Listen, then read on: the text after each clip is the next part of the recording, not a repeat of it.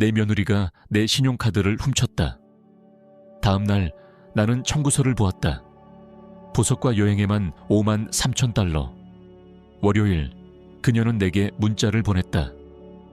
선물 정말 마음에 들어요, 시어머니. 나는 미소를 지었다. 왜냐하면 그녀가 사용한 그 카드, 나는 아직 그 카드의 비밀을 그녀가 모른다는 사실에 감사했기 때문이다. 신용카드 명세서를 바라보며 내 손은 떨리고 있었다. 숫자들은 눈물로 번져 흐려졌다. 나는 눈물이 떨어지는 것을 허락하지 않으려 애썼다. 5만 3천 달러. 단 하루 만에. 내 심장은 갈비뼈를 두드리며 요동쳤다. 항목 하나하나를 읽을수록 그 금액은 더욱 터무니없었다. 티파니 18,000달러, 까르띠에 22,000달러, 고급 스파 패키지 3,500달러, 파리행 1등석 항공권 9,500달러. 나는 부엌 의자에 털썩 주저앉았다. 38년간 나와 함께 아침 커피를 나누던 해철이 남긴 그 자리에서 암으로 떠난 지 벌써 3년. 손에 쥔 청구서는 얼음처럼 차가웠지만 내 얼굴은 굴욕으로 달아올랐다. 어떻게 내가 이렇게 어리석고 이렇게 믿었을까? 돈 때문만은 아니었다. 1년에 나 자신을 위해 써본 적도 없는 액수였다. 진짜 고통은 아침에 도착한 그 문자, 아무렇지도 않게 보내온 그 비웃는 말이었다. 간식들 잘 받았어요, 시어머니. 이렇게 넉넉하게 베풀어 주셔서 감사해요. 수진. 나는 다시 읽었다. 가슴이 조여왔다. 얼마나 무심하고 잔인한 말투인가. 내가 그냥 받아들일 거라 생각한 것이다. 내가 나이가 들었고 약하고 평화를 유지하려 애쓰는 사람이라고. 싸우는 힘도 없다고. 폰이 다시 울렸다. 또 수진이었다. 태성과 저 파리에서 정말 멋진 시간을 보내고 있어요. 스위트룸 뷰가 환상이에요. 사진도 첨부돼 있었다. 그녀는 5성급 호텔로 보이는 곳에서 내가 평생 가질 수 없었던 보석을 착용한 채 만족스러운 미소를 짓고 있었다. 사진 속에서 그녀는 샴페인 잔을 들어 건배하는 흉내를 내고 있었고 손목에 다이아몬드 팔찌가 조명을 받아 번쩍였다. 마치 나의 수치심에 조명을 비추는 듯했다. 나는 폰을 내려놓고 떨리는 손으로 뒷마당 창가로 걸어갔다. 해철이 병들기 전에 심어놓았던 장미들이 보였다. 지난 3년 동안 나는 혼자서 그 장미를 돌봤다. 그처럼 나는 모든 것을 혼자 감당해왔다. 집은 너무 크고 조용했지만 최소한 이 집은 내 것이었다. 적어도 안전하다고 믿고 있었다. 신용카드는 지갑에, 내 가방 속에 잘 보관돼 있었던 줄 알았다. 수진이 언제 가져갔을까? 지난 일요일 저녁 그녀가 굳이 접시를 치우겠다고 나섰을 때, 내가 감동하며 안아줬을 때, 가방 안으로 손을 넣을 만큼 가까이 다가왔던 그 순간, 생각만 해도 소름이 끼쳤다. 나는 그녀의 애정이 고마웠다. 내 아들의 새로운 삶 속에 끼어들고 싶어 절박했기에 3년 동안 나는 수진의 마음에 들기 위해 모든 것을 했다. 그녀의 옷을 칭찬하고 요리를 찬양하고 그녀의 의견에 상처받으면서도 고개를 끄덕였다. 그녀가 태성 앞에서 내가 기억력이 약해졌다고 말할 때는 웃어넘겼고 해철 이야기를 할 때 그녀가 눈을 굴리면 말을 그만두었다. 집이 낡았다는 그녀의 말에 리모델링까지 고려했었다. 다 태성을 잃을까봐 두려워서였다. 내 하나뿐인 아들, 무릎이 까져 울면서 내게 달려오던 그 아이, 아버지 장례식장에서 내 손을 꼭 잡고 절대 날 혼자 두지 않겠다 약속하던 그 아이. 하지만 결국 나는 그를 잃었다. 폰이 울렸다. 깜짝 놀라며 화면을 보니 태성이었다. 가슴속에 작은 희망이 피어올랐다. 혹시 수진이 한 일을 알아챈 걸까? 사과하려는 걸까? 상황을 바로잡기 위해 돌아오겠다는 걸까? 태성이니? 어서 말해. 무슨 일이야? 엄마, 솔직히 물어볼 게 있어요. 수진이 그러는데 엄마가 우리 결혼기념일 여행 비용으로 카드를 쓰라고 했다고 해요. 엄마가 일부러 서프라이즈로 해주고 싶다고 했다고. 그런데 엄마가 이제 와서 후회하시는 것 같다고 걱정하더라고요. 그 말은 주먹으로 맞은 듯한 충격이었다. 얼마나 교묘하게 모든 걸 뒤틀어 놓은 걸까? 마치 내가 정신이 혼미한 노인처럼, 기억도 제대로 못하는 사람처럼. 더 고통스러운 건 태성이 아무 의심 없이 그녀의 말을 믿었다는 사실이었다. 태성아, 나는 조심스럽게 말했다. 난 누구에게도 내 카드 쓰라고 한 적 없어. 잠시 침묵. 그 뒤로 태성의 익숙한 짜증이 실린 말투가 들려왔다. 엄마, 진짜로요? 수진이 엄마가 보낸 문자 보여줬어요. 자기를 즐겁게 해주라고, 여행 잘 다녀오라고 했다던데. 무슨 문자? 난 그런 말 한 적 없는데. 엄마, 요즘 스트레스도 많고 피터슨 박사도 슬픔이 기억에 영향을 줄 수 있다고 했잖아요. 15년간 나를 진료해온 내 가정에 피터슨 박사, 태성이 언제 그와 이야기를 했던 걸까? 무슨 얘기를 나눈 걸까? 나는 내가 한 말, 한 행동 다 기억해. 누군가 내 신용카드를 무단으로 사용한 거야. 그건 도둑질이야, 태성아. 또 다시 침묵. 일단 우리가 돌아가면 이야기하자. 지금은 여행 망치고 싶지 않아. 여행 망치고 싶지 않다고? 53,000달러는 오해가 아니야. 53,000? 말도 안 돼. 수진 말로는 호텔비랑 기념품 몇 개뿐이라던데. 우리는 한동안 아무 말도 하지 않았다. 그의 말투에서 미묘한 변화가 느껴졌다.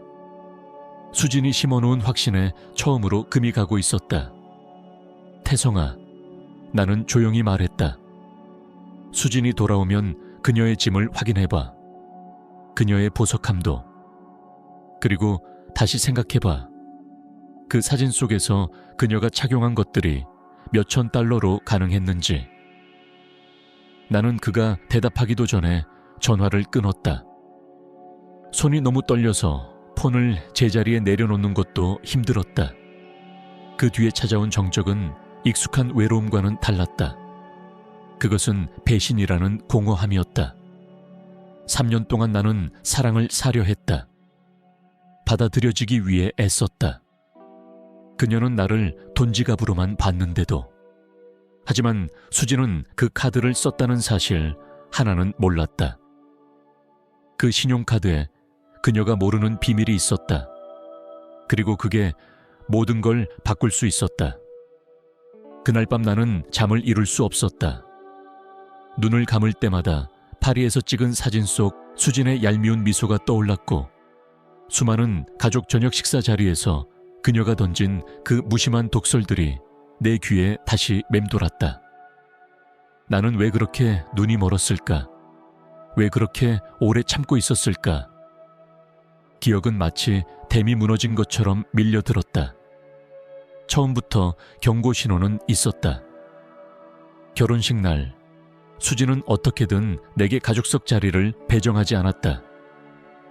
나는 해철의 사촌들과 함께 조용한 구석에 앉아 태성과 수진이 춤을 추는 모습을 바라볼 수밖에 없었다. 그날 조용히 이야기하자 태성은 엄마 자리 배치에 너무 스트레스를 받아서 그랬대요. 그냥 실수였대요. 이해하죠? 라고 말했다. 나는 이해했다. 항상 이해했다. 그게 내 실수였다. 그 후로도 가족 사진에서 내가 빠져있는 일이 반복됐다. 그냥 잠깐 찍은 거예요. 수진은 웃으며 말했다. 또 같이 찍어요. 그러나 또는 오지 않았다. SNS에 올라간 사진 속에는 나 없는 가족, 완벽한 부부만이 있었다. 결혼 후 첫 번째 크리스마스 때 나는 수진이 좋아하는 색으로 캐시미어 스카프를 손수 짜서 선물했다. 그녀는 포장지를 풀고 딱 3초 동안 들여다보더니 정성스러우시네요. 누군가는 좋아할 거예요. 라며 무심하게 던져놓았다. 몇 달 뒤 나는 그 스카프가 자선단체에 기부된 상태로 코트장 안에 걸려있는 것을 보았다. 태그도 떼지 않은 채로. 그러나 가장 아픈 기억은 지난 어버이날이었다. 나는 태성과 수진을 초대해 아들이 어릴 적 좋아하던 음식으로 브런치를 준비했다. 수진은 멋진 새 드레스를 입고 도착했고 내가 만든 음식을 연신 사진으로 찍어 SNS에 올렸다. 진짜 전통의 맛이에요. 예전 세대의 집밥 느낌 아시죠? 그녀의 말은 나의 요리를 박물관 유물처럼 묘사했고 나는 살아있는 사람이 아닌 과거의 그림자처럼 느껴졌다. 더 아팠던 건 태성이 그런 말을 웃으며 받아준다는 거였다. 그녀가 내 요리를 깎아내리는 동안 그는 아무 말도 하지 않았다.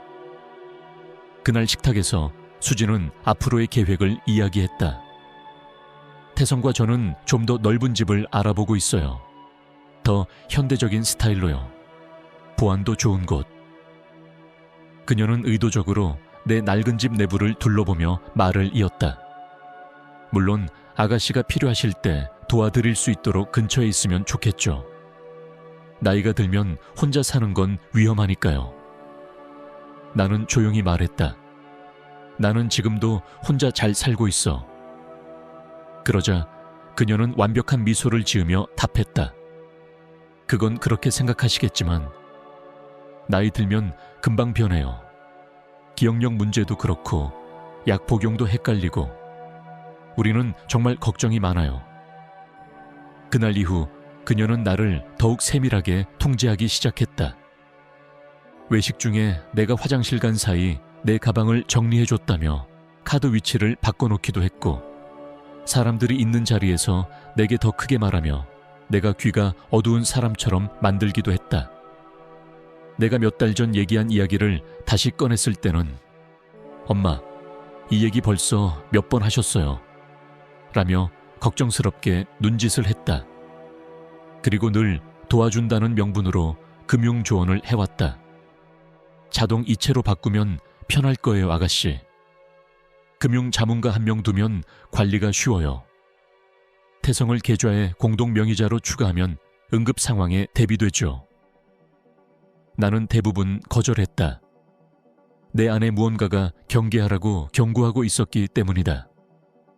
하지만 수진은 끝없이 부드러운 압박을 이어왔다. 그녀가 가장 잘 사용한 도구는 내 슬픔이었다. 해철 이야기가 나올 때마다 그녀는 손등을 다정하게 두드리며 마치 내가 금방이라도 부서질 유리처럼 다뤘다. 배우자를 잃으면 나이 드신 분들은 정말 힘들죠. 현실 감각이 흐려지는 것도 당연하다고 해요. 그녀는 그렇게 말하곤 했다. 그리고 나는 점점 내 자신을 의심하게 됐다. 그날 새벽 3시 나는 더 이상 참지 않기로 했다. 노트북을 꺼내 내가 가진 모든 은행 계좌에 로그인했다. 처음엔 단순한 확인이었다. 하지만 곧 나는 숨이 막혔다. 파리에서의 5만 3천 달러 소비는 시작에 불과했다.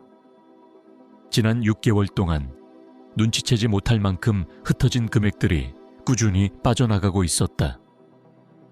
평일 저녁 내가 집에 있었을 때 고급 레스토랑에서 800달러가 결제되었고 존재하지도 않는 습에서 1200달러가 빠져나갔다. 백화점, 부티크, 고급 상점. 수진은 오랫동안 내 카드를 사용해왔던 것이다. 조심스럽고 점진적으로 얼마나 눈치채지 않을 수 있는지 시험하듯이. 하지만 더 충격적인 건 그 카드들이 내 개인 카드가 아니라는 사실이었다. 수진이 가장 자주 사용한 건 내가 거의 잊고 지냈던 계좌에 연결된 신용카드였다. 바로 해철과 내가 함께 창립한 컨설팅 회사 위트무어 어소시에이츠의 사업용 계좌였다. 해철이 세상을 떠난 후 나는 실질적인 업무에서 손을 뗐지만 법적으로 회사는 여전히 존재하고 있었다. 몇몇 고객과의 최종 계약을 마무리하는 작업을 태성이 맡았고, 그 과정에서 태성은 회사 계좌에 결제 권한을 가졌다. 즉, 법적으로 수진이 그 카드를 썼다는 것은 단순한 신용카드 도용이 아니라 기업 사기였다. 그리고 나는 그 단어의 무게를 너무나도 잘 알고 있었다. 30년간 회사를 운영하며 나는 수많은 계약서와 회계감사, 법적 분쟁을 겪었고, 기업 사기가 개인 사기보다 훨씬 더 심각한 처벌을 받는다는 것도 알고 있었다. 나는 노트북을 닫고 의자의 등을 기댔다. 마음속에서 슬픔과 분노가 뒤엉켜 복잡하게 요동쳤지만 그 한가운데 잊고 지냈던 어떤 감정이 천천히 피어나기 시작했다. 바로 결단. 내가 이렇게 당하고만 있을 이유가 없다는 자각. 나는 다시 한번 내 안의 날카로운 집중력을 끌어올렸다. 그리고 그 순간부터 나는 공격을 준비하기 시작했다. 다음 날 아침 나는 몇 년 만에 처음으로 정장을 꺼내 입었다. 해철이 우리 회사 창립 10주년을 기념해 선물했던 그 남색 아르마니 수트는 여전히 완벽하게 맞았고, 그 옷을 걸치는 순간 나는 다시 내 본래 모습을 되찾은 기분이었다. 오랜만에 머리를 말끔히 손질하고 메이크업도 단정하게 하고 거울 앞에 섰다. 거울 속에는 수진이 조종하려 했던 외로운 과부가 아니라 포춘 500대 기업과 계약을 협상하고 결코 뒤로 물러서지 않았던 위트무어 앤 어소시에이츠의 공동 창업자, 강인한 사업가 박예정이 서 있었다. 나는 그녀를 잊고 지냈지만 그녀는 아직 내 안에 살아 있었다. 첫 목적지는 시내에 있는 우리 회사의 사무실이었다. 25년간 본사로 사용했던 그 건물은 여전히 익숙했고, 나는 여전히 그 유리문을 열 수 있는 열쇠를 가지고 있었다. 리셉션에 앉아있던 마리아는 내가 들어서자 눈을 동그랗게 뜨고 일어섰다. 박 대표님, 오늘 오신다고는 못 들었는데요. 나는 고개를 끄덕이며 말했다. 마리아, 회사 거래 내역을 확인해야 해서 왔어요. 제니퍼 회계사와도 이야기 나눠야 하고요. 마리아는 즉시 전화를 걸어 제니퍼를 호출했고, 몇 분 뒤 그녀는 약간 긴장된 얼굴로 엘리베이터에서 나왔다. 대표님, 오랜만입니다. 무슨 일로 오셨는지 여쭤봐도 될까요? 나는 그녀를 회의실로 이끌며 단호하게 말했다. 최근 6개월간 회사 법인카드의 모든 사용 내역을 검토하고 싶어요. 특히 누구의 이름으로 어떤 용도로 사용되었는지 상세하게 확인할 겁니다. 그 회의실은 해철과 내가 가장 중요한 계약을 체결했던 장소였다. 기념 샴페인을 터뜨리던 순간도, 회사가 어려웠던 시기에 함께 대안을 고민하던 순간도 그곳에 고스란히 남아있었다. 그 공간에 앉아있으니 내 중심이 바로 섰다. 제니퍼는 회계 서류들을 회의 테이블에 펼쳐놓았고, 우리는 한 항목씩 꼼꼼히 확인해 나갔다. 전날 밤 내가 노트북으로 발견했던 건 빙산의 일각이었다. 불법적으로 집행된 지출은 무려 8개월 전부터 시작되었고, 금액도 점점 대담해지고 있었다. 고급 식당, 명품 브랜드, 호텔 숙박, 스파 이용, 어디를 봐도 컨설팅 회사의 사업비로는 적합하지 않은 지출이었다. 이 카드, 지금 보니 박태성이 명의잖아요. 제니퍼가 말했다.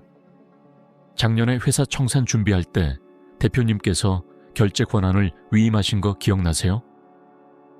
나는 고개를 끄덕였다. 하지만 이건 태성이 사용한 게 아니에요.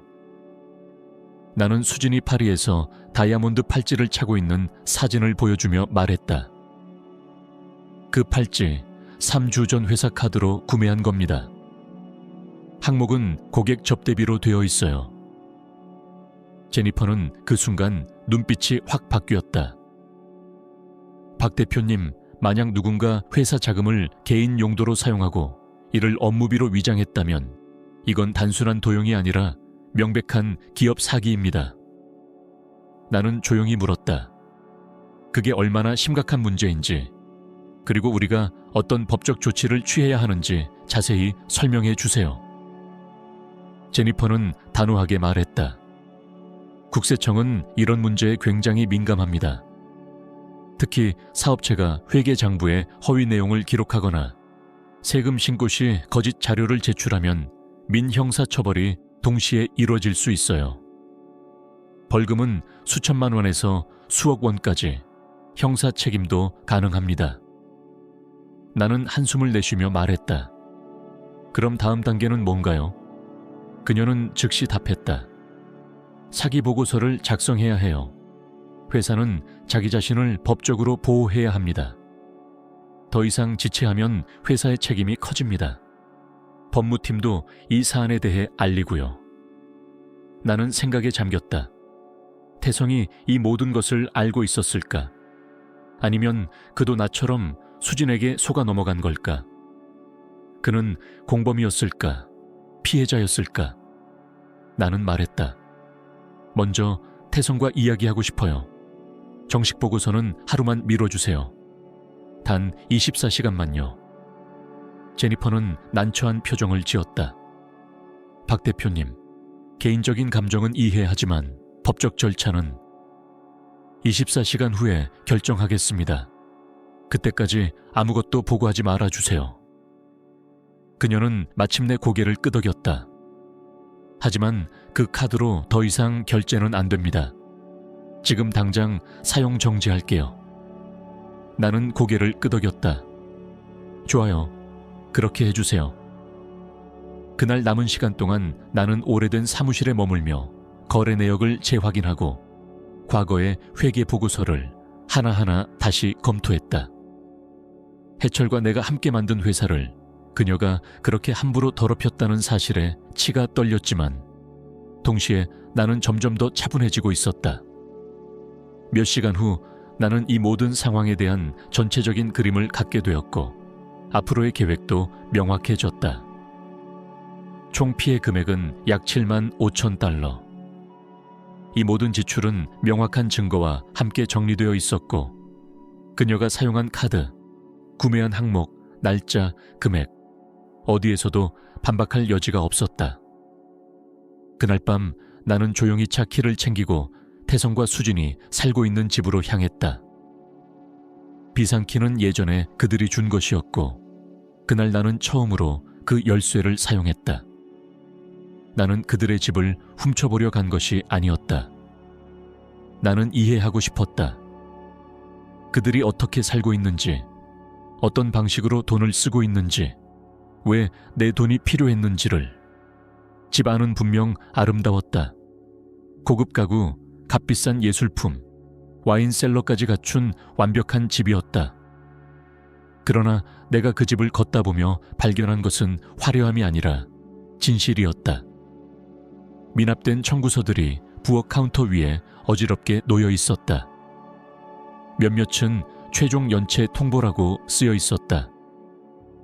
신용카드 잔액은 수만 달러에 달했고 자동차 할부금도 몇 달째 밀려 있었다. 그들은 완전히 빚더미에 앉아 있었고 내 돈으로 그 삶을 유지하고 있었던 것이다. 수진의 보석함을 열었을 때 나는 내 의심이 사실이었음을 확신했다. 3월의 다이아몬드 귀걸이, 4월의 진주 목걸이, 5월의 테니스 팔찌. 모두 신용카드 명세서에 기록된 것들이었고 그 안에는 그녀의 사치의 역사 전체가 고스란히 담겨 있었다. 그러나 그 보석함 아래 서랍에서 발견한 파일 하나가 나를 진정으로 얼어붙게 만들었다. 재정 계획이라고 적힌 폴더 안에는 내 자산에 대한 검색 내역, 부동산 소유 기록, 해철의 부고 기사에 밑줄이 그어진 업적들, 그리고 무엇보다도 법적 대리권, 파워 오브 어터니에 대한 인터넷 검색 결과가 가득했다. 마지막 장에는 그녀가 송을 씨로 작성한 계획표가 있었다. 단계별 실행, 기억력 혼란 유도, 여름까지 공동 계좌명의 추가, 크리스마스까지 법적 대리권 획득, 18개월 이내 완전한 자산 접근. 나는 그 노트를 다시 읽었다. 손이 떨렸다. 수진은 단순히 내 돈을 훔치려 한 것이 아니었다. 그녀는 나를 서서히 무력화시키고 궁극적으로는 내 인생 전체를 장악할 계획을 세워놓고 있었던 것이다. 그녀는 사냥을 해온 것이었다. 아주 오랜 시간에 걸쳐 조용히 정확하게 나는 그녀의 사냥감이 되어 있었던 것이다. 나는 모든 문서를 사진으로 찍었고 하나도 흔적 남기지 않도록 정리한 후 조용히 그 집을 떠났다. 그날 밤 나는 해철이 생전에 가장 아꼈던 위스키를 꺼내 마셨다. 그리고 그의 의자에 앉아 결심했다. 더 이상 나는 아무것도 잃지 않을 것이다. 더 이상 침묵하지 않을 것이다. 그리고 더 이상 누구의 먹잇감도 되지 않을 것이다. 수진은 나를 외로운 과부로 오해했지만 나는 그녀가 평생 상대해 본 적 없는 상대였다. 이 전쟁은 이제 내가 주도하는 싸움이 되었다. 일요일 저녁, 가을의 차가운 공기가 유난히 스며드는 밤이었다. 나는 아침부터 태성이 좋아하던 음식, 오랜만에 제대로 된 포트로스트와 감자구이, 그리고 당근 글레이즈를 준비했다. 해철과 함께하던 그 따뜻했던 저녁 식사의 기억을 꺼내며 익숙한 손길로 조리하면서도 오늘이 단순한 가족 식사가 아니라는 것을 나는 너무나 잘 알고 있었다. 오늘은 진실을 드러낼 밤이었다. 정확히 약속한 시간에 두 사람은 도착했고 수진은 여느 때처럼 세련된 디자이너 옷을 입고 환하게 웃으며 내게 다가왔다. 그녀의 손목에는 여전히 파리에서 산 다이아몬드 팔찌가 빛나고 있었고 그것은 명세서에서 내가 직접 확인한 금액, 바로 그 18,000달러짜리였다. 아가씨, 오늘따라 정말 멋지세요. 걱정 안 하셨죠? 태성이랑 연락이 안 되면 종종 불안해하시잖아요. 그녀의 말투는 달콤했고 정확히 계산된 말이었다. 마치 나를 정신적으로 불안정한 사람으로 다시 포장하려는 듯한 항상 그녀가 써오던 방식. 나는 아무렇지 않게 미소를 지으며 대답했다. 무사히 돌아와 줘서 기뻐요. 자, 자리 잡고 앉으세요. 저녁 준비 다 됐어요. 우리는 식탁에 앉았고 나는 그들의 표정을 조용히 살폈다. 태성의 얼굴에는 피곤함과 복잡한 감정이 섞여 있었고 그의 시선은 수진과 나를 오가며 무엇인가를 기다리는 듯했다. 무언가 바뀌었음을 느낄 수 있었다. 파리에서의 시간 동안 그는 뭔가를 깨달은 듯했다. 여행은 어땠어요? 나는 포트로스트를 접시에 담으며 물었다. 사진으로 봤을 땐 정말 멋지던데요. 수진은 활짝 웃으며 마치 무대 위에 선 배우처럼 생생하게 호텔 이야기, 레스토랑, 쇼핑한 경험을 풀어내기 시작했다. 그녀는 파리의 풍경과 식사의 고급스러움을 묘사하면서도 철저히 가격 이야기는 피하고 있었다. 아가씨, 그 팔찌 정말 아름다워요. 그게 혹시 새로 산 건가요? 나는 무심한 듯 물었고 그녀는 웃으며 손목을 들어보였다. 이거요? 이건 오래된 거예요. 뭐 몇 개는 새로 샀지만요. 파리잖아요. 안 살 수가 없더라고요. 그녀는 거짓말을 아주 자연스럽게 했다. 마치 수십 번 리허설한 대사처럼. 나는 조용히 말했다. 사실 오늘 두 분께 드릴 말씀이 있어요. 최근 재정 관련 서류를 살펴보는데 이상한 지출 내역들이 보여서요. 내가 기억도 못하는 굉장히 큰 금액들이더군요. 혹시 누가 내 신용카드에 접근한 게 아닌가 싶어서요.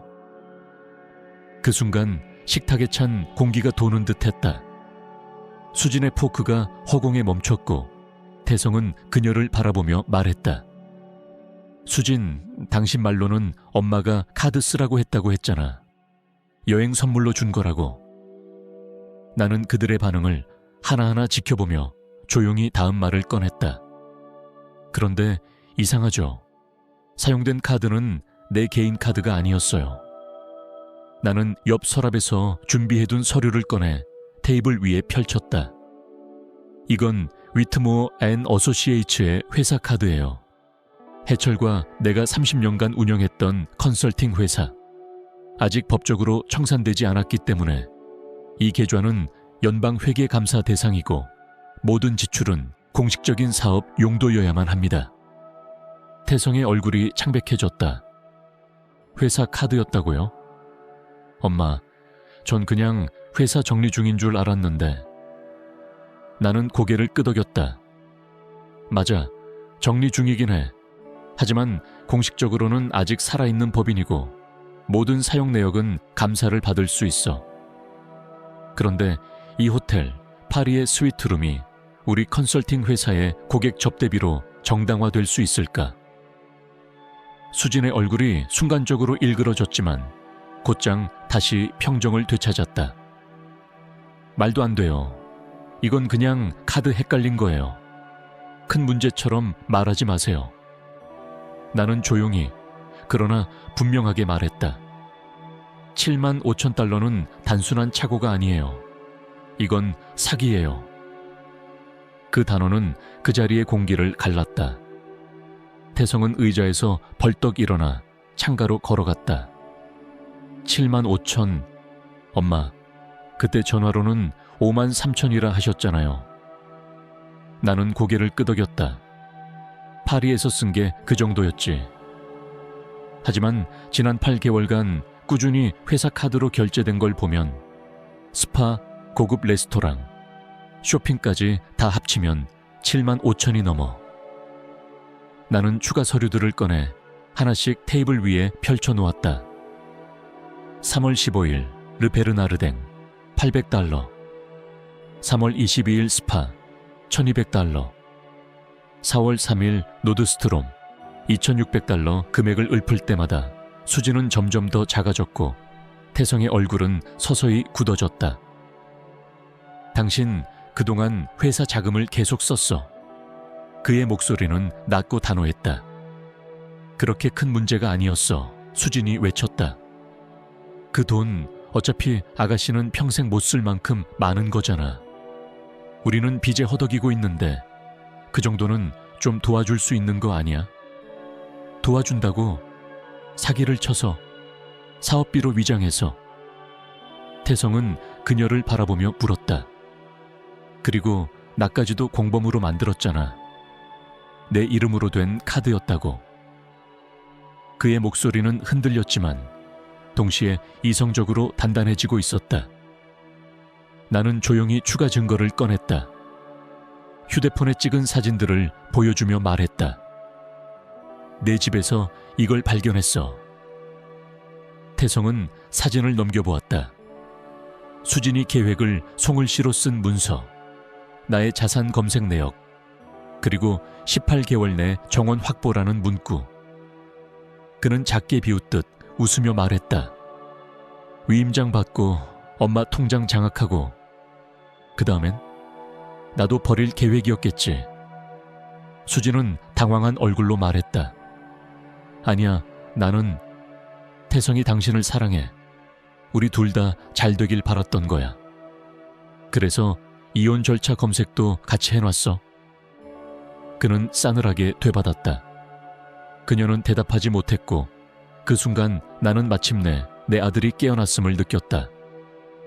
긴 시간 동안 조종당했던 태성이 진실을 보고 있었다. 나는 천천히 일어섰다. 지금까지 이 집의 식탁에서 무력하게 앉아있던 과거의 내가 아니었다. 나는 준비한 서류가 담긴 서류 봉투를 집어들고 다시 식탁 끝에 앉았다. 이제부터는 조건을 이야기할 시간이에요. 수진 씨는 회사 자금으로 구입한 모든 물건을 반납해야 해요. 보석, 옷, 가방, 신발, all of it. 영수증도 다 가지고 있어요. 사진까지 있습니다. 가능한 건 모두 원래대로 돌려놓고 반품이 불가능한 건 전액 현금으로 갚아야 해요. 할인 가격이 아니라 정가 기준으로. 수진은 반사적으로 손목을 감쌌다. 그녀가 끼고 있는 그 팔찌는 분명 18,000달러짜리였다. 그건 불가능해요. 몇몇 물건은 선물이었고 이미 사용했어요. 게다가 우리에겐 그런 현금이 없어요. 그럼 만들어야죠.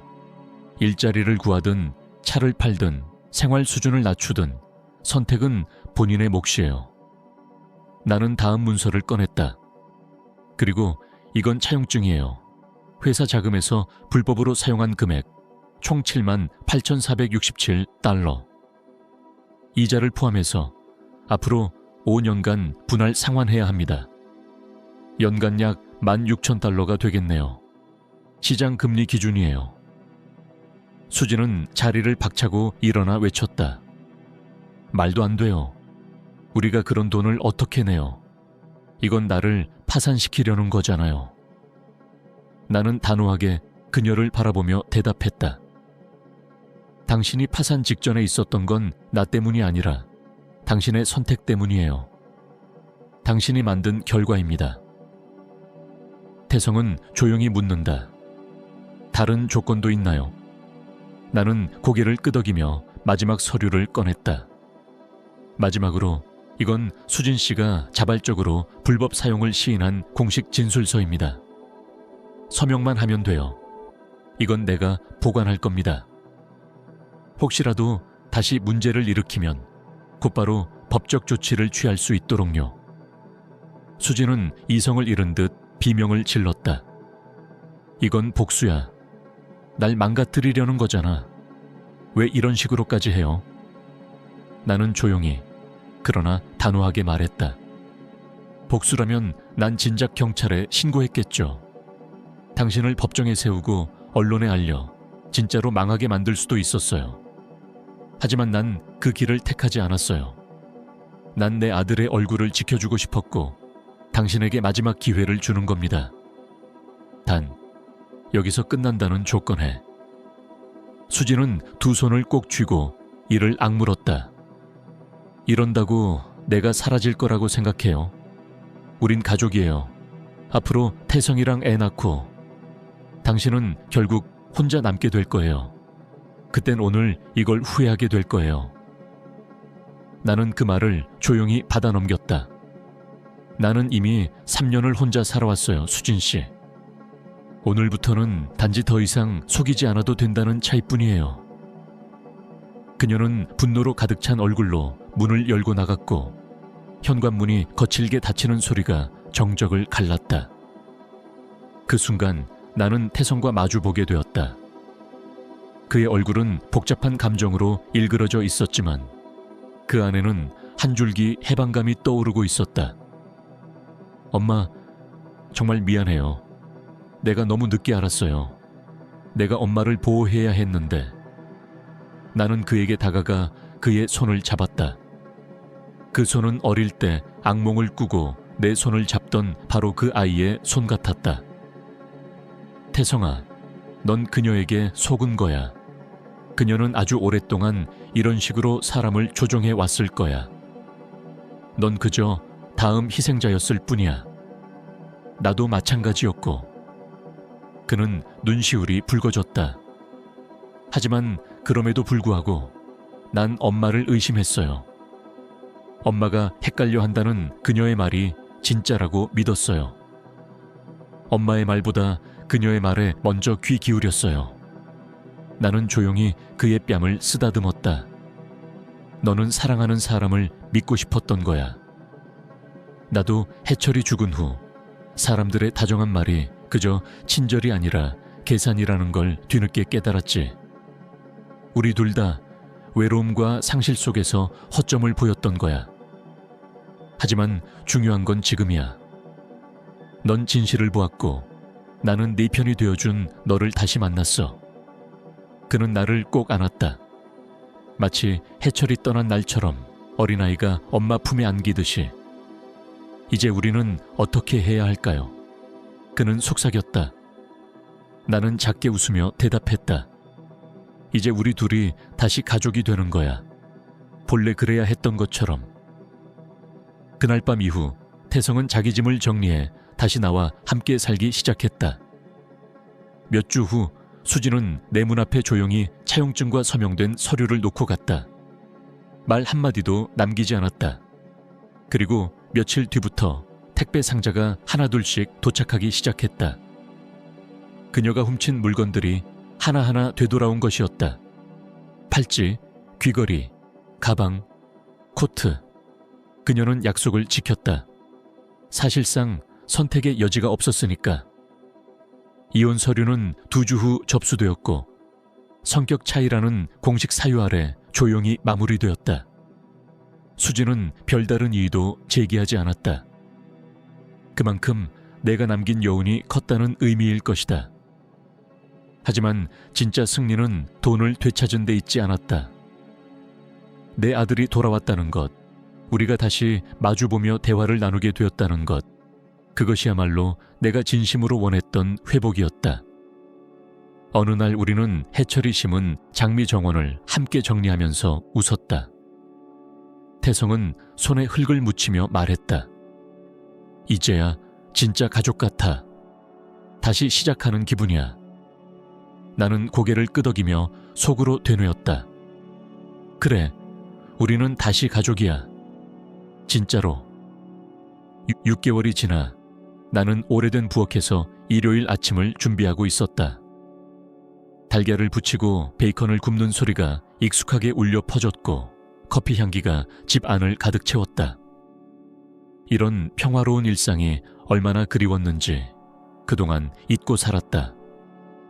창문 너머로는 햇살이 장미 정원 위로 따뜻하게 내리쬐었고 그 순간만큼은 시간이 멈춘 듯했다. 그리고 마치 어린 시절로 되돌아간 것처럼 태성이 헝클어진 머리로 거실에서 나와 말했다. 엄마, 커피 냄새 진짜 좋다. 배고파 죽겠어. 그는 아직도 대학교 시절 입던 낡은 티셔츠를 입고 있었고 나는 그 모습에서 어릴 적 그 아이를 다시 본 듯한 기분이 들었다. 나는 접시에 달걀과 베이컨을 담으며 물었다.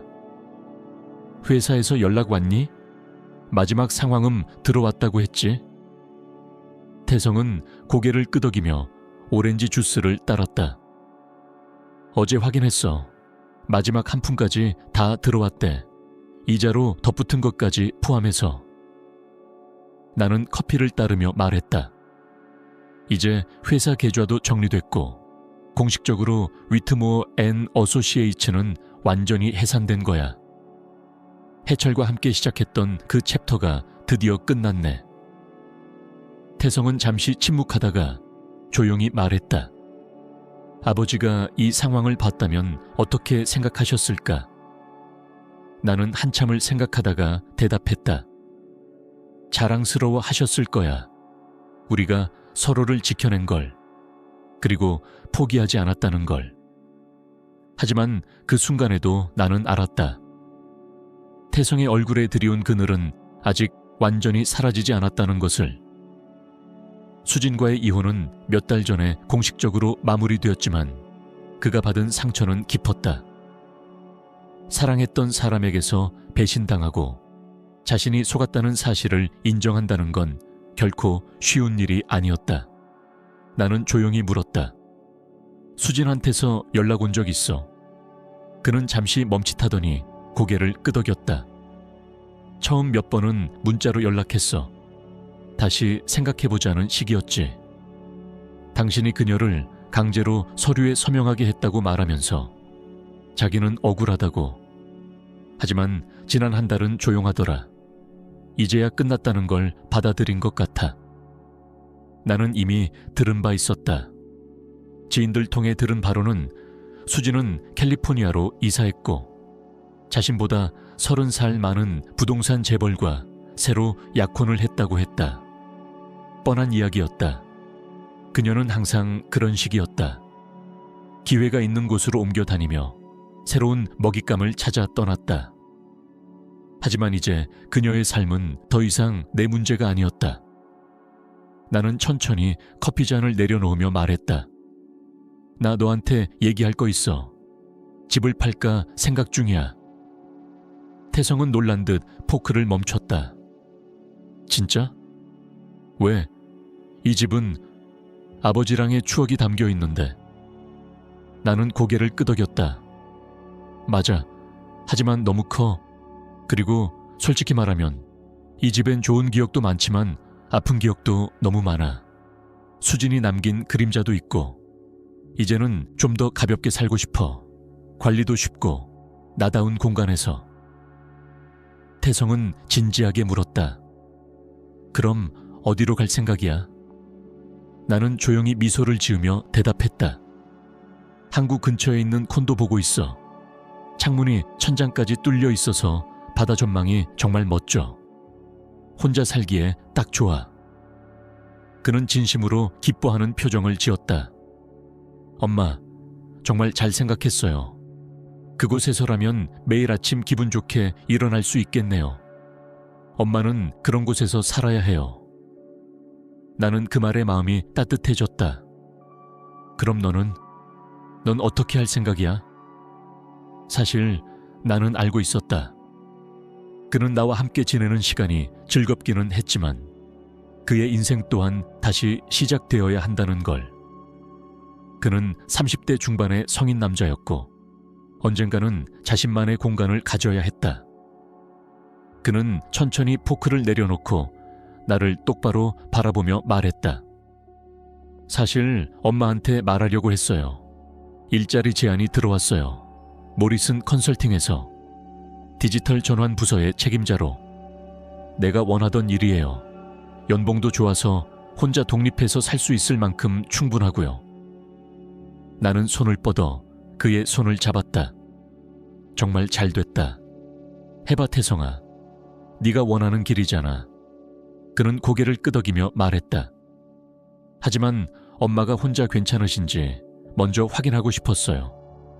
지난 일들 때문에 또 누군가가 엄마를 노릴까봐. 나는 그의 손을 꼭 잡고 말했다. 태성아, 나는 65년 동안 나를 지켜왔고 앞으로도 그렇게 할 수 있어. 그리고 이제 다시는 나를 속이려는 사람에게 속지 않을 거야. 다음에 네가 데려올 여자는 아주 철저한 검사를 통과해야 할 거야. 그는 웃으며 말했다. 맞아요. 다음 사람은 엄마가 얼마나 대단한 분인지 먼저 이해하고 존경하는 사람이어야 해요. 그 정도 기준은 있어야죠. 우리는 그렇게 웃으며 식사를 마쳤다. 그날 오후 우리는 함께 콘도를 보러 갔다. 바닷가 근처 창고를 개조한 고급 레지던스 건물. 10층 코너 유닛에 도착했을 때 중개인은 문을 열며 말했다. 여기에요. 말씀드린 곳. 뷰가 정말 끝내줘요. 문을 열자마자 태성은 숨을 들이켰다. 탁 트인 구조, 모던한 주방, 원목 바닥, 그리고 항구를 바라보는 전면창. 내 마음도 동시에 확 트이는 느낌이었다. 엄마, 여긴 정말 예술이에요. 나는 천천히 창가로 걸어가 보트를 바라보며 속삭였다. 그래, 바로 여기야. 나를 위한 공간. 건물 매니저는 시설들을 하나하나 설명해 줬다. 24시간 보안, 피트니스 센터, 옥상 정원, 컨시어지 서비스까지. 관리비도 적당했고 입주자 대부분이 독립적인 전문직 여성들이라는 말에 나는 이 공간이 단순히 새로운 집이 아니라 내 삶의 다음 장을 위한 무대라는 확신이 들었다.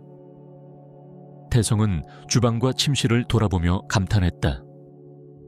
엄마, 여기에서라면 정말 자유롭고 안전하게 지낼 수 있을 것 같아요.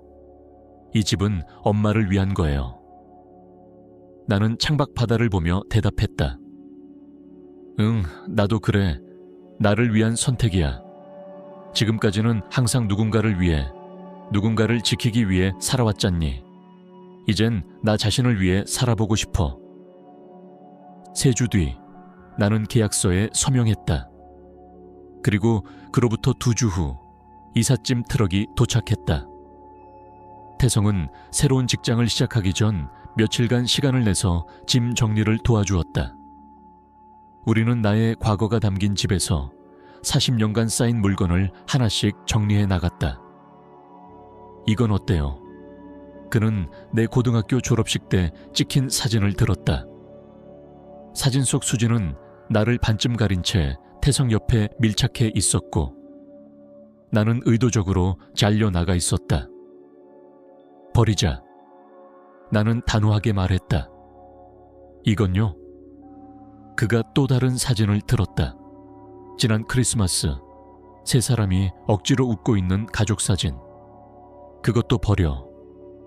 엄마, 수진이 나온 사진은 다 버리시네요. 그는 약간 씁쓸하게 말했지만 나의 표정에서 흔들림이 없음을 확인하곤 조용히 수긍했다. 나는 마지막으로 한 장의 사진을 들었다. 해철의 묘소 앞에서 찍은 사진이었다. 해철이 세상을 떠난 지 한 년 되는 날, 우리 둘만 찍은 사진. 눈에는 눈물이 고여 있었고 우리는 서로를 안고 있었다. 이건, 나는 잠시 멈췄다가 말했다. 이건 침실에 둘래.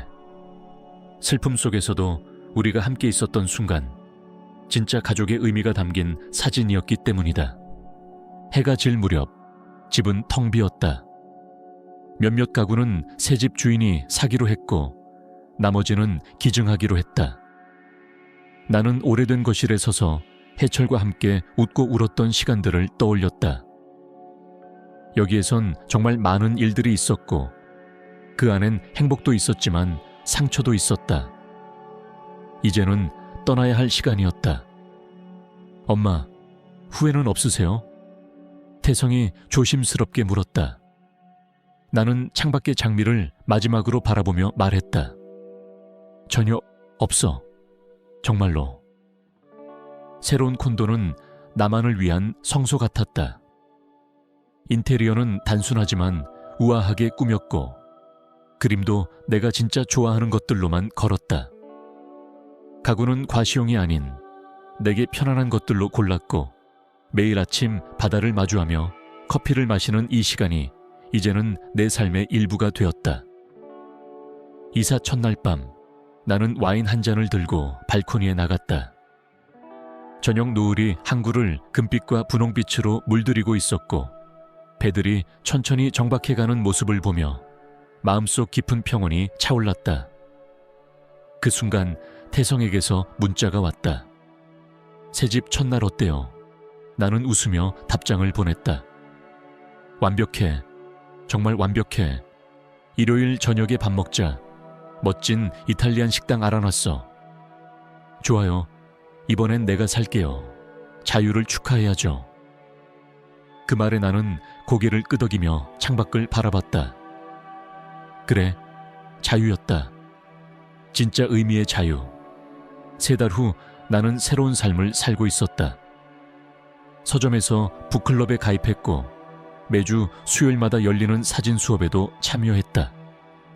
그리고 매주 화요일 아침이면 해안 산책 모임에 나가 사람들과 함께 걸었다. 이제 나는 다시 친구를 사귀기 시작했고 이 친구들은 단지 태성의 엄마, 해철의 아내가 아니라 박예정이라는 한 사람으로 나를 대했다. 우리 모두는 각자의 상처와 삶의 무게를 지닌 여자들이었고 서로의 이야기를 듣고 공감하며 관계를 쌓아갔다. 어느 저녁 북클럽에서 돌아오는 길에 나는 콘도 로비에서 태성을 만났다. 그는 손에 샴페인 병을 들고 얼굴엔 해맑은 미소를 띠고 있었다. 무슨 일이야? 내가 묻자 그는 말했다. 엄마, 나 승진했어요. 우리 축하하자. 그리고 엄마의 자유도 축하해야죠. 우리가 이 모든 걸 겪고도 버텨냈다는 거. 우리는 발코니에서 샴페인을 따고 바다 위로 퍼지는 불빛을 바라보며 잔을 부딪혔다. 그는 갑자기 조용히 말했다. 엄마, 사랑해요. 그리고 이렇게 늦게야 엄마를 다시 제대로 본 것 같아서 미안해요. 나는 그의 눈을 바라보며 진심으로 대답했다. 나도 사랑해. 그리고 지금은 어떤 것도 후회하지 않아. 그는 눈을 찡그리며 웃었다. 정말로? 그 돈까지도? 나는 고개를 끄덕이며 잔을 들어올렸다. 그렇단다. 왜냐하면 수진이 그토록 욕심을 부리지 않았다면, 그 회사 카드를 쓰지 않았다면, 어쩌면 그녀는 정말로 나를 무력하게 만들었을지도 몰라. 위임장을 얻고 내 자산을 통제하고 심지어 나를 무능력자로 만들었을 수도 있어. 나는 샴페인을 한 모금 마시며 부드럽게 웃었다. 하지만 대신 그녀는 내 안의 힘을 깨워줬지. 내가 어떤 사람인지, 어떤 삶을 살아야 하는지를 다시 알게 해줬어. 그게 내게 진짜 자유를 준 선물이야. 태성은 말없이 고개를 끄덕였고 우리는 한동안 침묵 속에 바다를 바라보았다. 물결 위로 은빛 불빛이 반짝였고 하늘은 점점 어두워지며 별빛이 모습을 드러냈다. 그럼 이제는 엄마 삶에서 다음엔 뭐가 올까요? 그는 조용히 물었다. 나는 잔을 내려놓으며 미소 지었다. 내가 원하는 거면 뭐든지. 이제 내 인생은 내가 결정해. 몇 주가 흐르고 나는 점점 더 나다워지고 있었다. 주중엔 수업에 참여하고 주말엔 새로운 친구들과 전시회를 보러 다녔다. 나 자신을 위해 옷을 고르고 아침엔 항구를 따라 산책하면서 커피를 마셨다. 더 이상 누군가의 기대에 맞추려 애쓰지 않았고 누가 날 어떻게 생각할지 신경 쓰지도 않았다. 내가 선택한 공간, 내가 고른 가구, 내가 정한 시간, 이 모든 것이 지금의 나를 만들어주고 있었다. 어느 날 오후 커뮤니티 센터에서 사진 전시를 마치고 돌아왔을 때 나는 문 앞에 작고 평범한 흰 봉투가 놓여 있는 걸 발견했다. 겉에는 내 이름이 송을씨로 적혀 있었다. 열어보니 수진의 필체로 쓰인 짧은 편지와 반납된 열쇠 하나가 들어 있었다. 이제야 진짜 끝내야 할 때인 것 같아요. 당신은 이겼고 나는 졌어요. 하지만 나는 절대 당신을 용서하지 않을 거예요. 내가 그렇게 무력하게 무너질 줄은 몰랐어요. 나를 무시하지 마요. 언젠가 당신도 외로움에 무릎 꿇게 될 거예요. 나는 조용히 그 편지를 접고 쓰레기통에 넣었다. 아무런 감정 없이, 연민도 분노도 없이, 단지 마침내 모든 것이 마무리되었다는 안도감만이 가슴을 가득 채웠다. 며칠 후 나는 내가 속한 산책 모임에서 처음 보는 사람과 인사를 나누게 되었다. 그녀의 이름은 정윤희였고 이혼한 지 1년 된 여성으로 삶을 다시 정비하고 있는 중이라 했다. 그녀는 부드러운 목소리로 자기 이야기를 풀었고 나는 조용히 고개를 끄덕이며 들었다. 그러다 우리가 항구를 따라 걷던 중 그녀가 갑자기 말했다. 아가씨, 뭔가 단단해 보이세요. 혼자 있는 게 전혀 외로워 보이지 않아요. 나는 웃으며 대답했다. 그렇죠. 나도 그렇게 느껴요. 지금은 단 한 사람도 나를 소비하거나 조종하거나 나의 사랑을 시험하지 않아요. 그냥 나로 살 수 있어서 그게 가장 좋아요. 그녀는 고개를 끄덕이며 말했다. 그게 진짜 자유네요. 그날 밤 나는 노을이 가라앉는 항구를 바라보며 책을 읽고 있었다. 부드러운 재즈가 흐르고 향초가 은은하게 타오르는 것일 한켠, 그 공간은 이제 나만의 안식처가 되어 있었다. 태성에게 문자가 왔다. 일요일 저녁 예약했어요. 이탈리안 레스토랑 참가 자리. 우리 둘이서 인생 축하해요. 나는 휴대폰을 내려놓고 창밖의 바다를 바라보았다. 파도는 오늘도 조용히 움직였고 하늘은 붉은 잉크처럼 물들어가고 있었다. 모든 게 조용했고 모든 게 완전했다. 나는 그 순간 해철을 떠올렸다. 그가 내 옆에 있었다면 뭐라고 했을까? 아마도 이렇게 말했을 것이다. 정말 잘했어, 애정아. 너는 끝까지 당당했어. 그리고 나는 속으로 답했다. 그래, 나 정말 잘했어. 그리고 이젠 내 삶을 사랑하게 되었어. 더 이상 나는 누군가의 그림자에 갇혀 있지 않았고 과거의 상처에 발목 잡히지 않았다. 나는 다시 내 두 발로 선 여자였고 이제 나의 이야기는 내가 써 내려갈 차례였다. 이제는 여러분에게 묻고 싶어요. 이 이야기를 끝까지 들어주신 여러분, 만약 여러분이 제 자리였다면 어떻게 하셨을까요? 혹시 비슷한 경험을 하신 적 있으신가요? 댓글로 남겨주세요. 그리고 마지막 화면에 채널의 인기 이야기 2편을 소개해 드릴게요. 반드시 여러분을 놀라게 할 거예요. 이 이야기 끝까지 함께 해주셔서 정말 감사합니다.